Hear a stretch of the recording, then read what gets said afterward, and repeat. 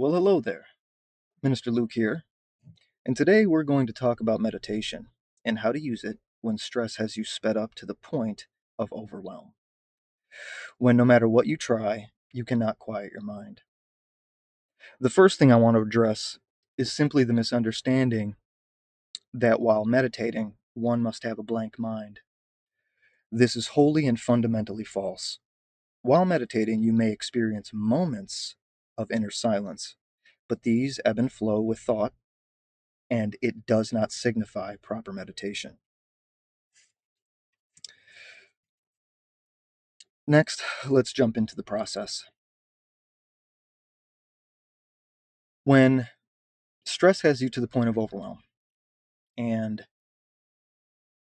mental fatigue, specifically, we're not really talking about the emotional context today, but your psychology.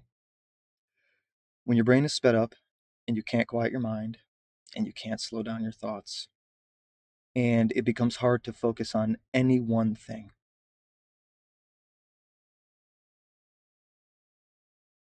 Meditation is by far one of the most legitimate, healthy ways to bring that process back to balance. Now, it's partially a simple process, but every step matters, and it does take time and practice. The truth is, being at peace is a skill, and to learn how to navigate stress and manage takes time. So, I'm going to go ahead and tell you guys about the process today, but understand that it won't work right away necessarily. It may. Over time, it will almost definitely work better and better. But it's like anything else with getting healthy, any kind of mental health. Anger is a great example, aggression. When you have aggression problems in the beginning, people are like, oh, couldn't you see that you were, getting too angry? No, they can't. But in time, through awareness, practice, it becomes easier and easier to see. I had aggression problems. And in the beginning, when I first really, truly, finally committed to working on myself, in the beginning, I wouldn't notice until after I got angry. But at least I was noticing. And I kept noticing every time I would mess up and become angry. And the more I paid attention to that, and the more it upset me each time I would notice I failed, the more it would seep into my psyche. It takes time. Then one day, it was during the middle of getting angry, not after. It was during the middle of getting angry that I noticed I was angry and out of control. And for a while, that was what it was like, where I would catch myself in the middle of being angry. And I kept doing it. And it would upset me, and I would correct myself, and I kept doing it. And it took time. Then it's gotten to the point now where I don't even notice before I get angry. I went through a phase of that too, the third phase, and now I'm at a point where I just don't get angry. But it took time. So be patient with the process I'm going to give you guys today. It does work. It requires serious emotional and mental commitment. And you have to care. Every time you don't do something right and you fail and you end up not noticing until after you've already failed, that doesn't mean you give up. Let that upset you that you didn't do as good as you could. And let that motivate you and keep trying. One day, you won't notice after, you'll notice during. One day, you won't notice during, but before. And someday, you won't need it at all. So let's go ahead and dive into this process. Now, when you're sped up and can't slow your mind down, when even if there's only one thing you're intaking, but your mind is still trying to process multiple other functions or problems, and we get to a point where we can't listen anymore. We don't intake new information. If you talk to someone like that, you notice that they can't slow down. The truth is, even though your problems or your stress may require timely action, let's say,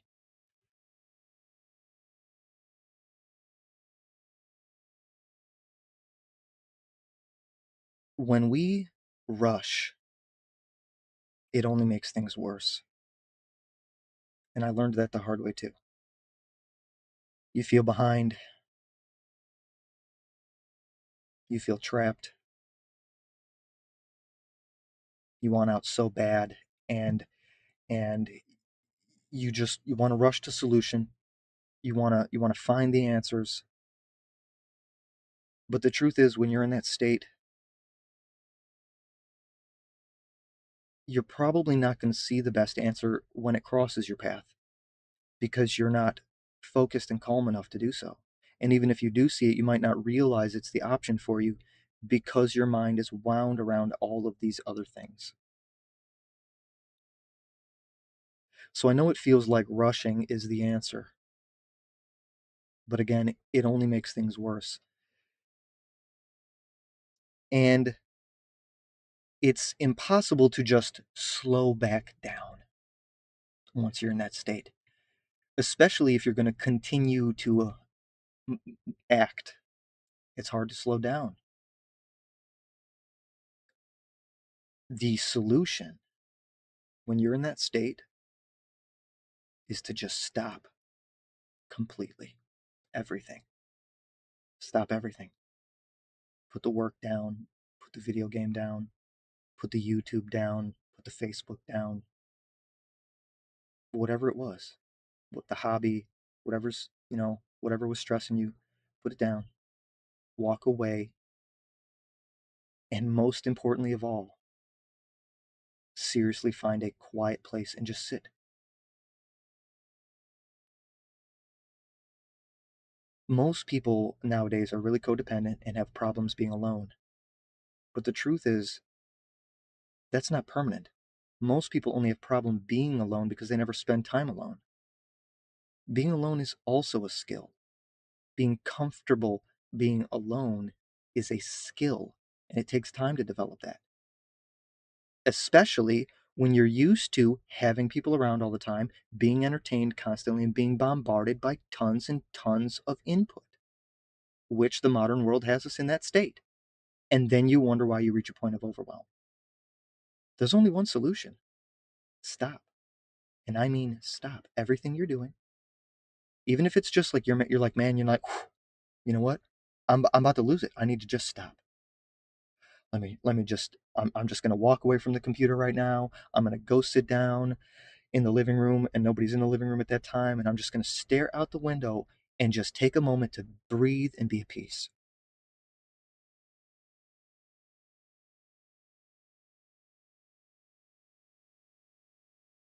Now, once you're there, once you've stepped away from whatever's stressing you, once you're alone and with no distractions in a quiet environment, this is the process you want to do.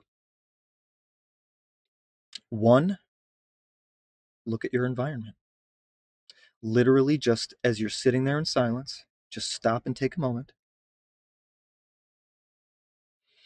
and just look around at your environment. But don't do it casually. Actually look. Actually observe and witness what is occurring around you. Notice the turned off TV across the room, the couch you're sitting on, the neighbor throwing their garbage away out the window, the silence of the room. So, step two, after you observe the room itself and the state the room is in, because humans have a tendency to embody things we have no business embodying. You are your own frequency. Emotions, every single individual emotion, is its own frequency.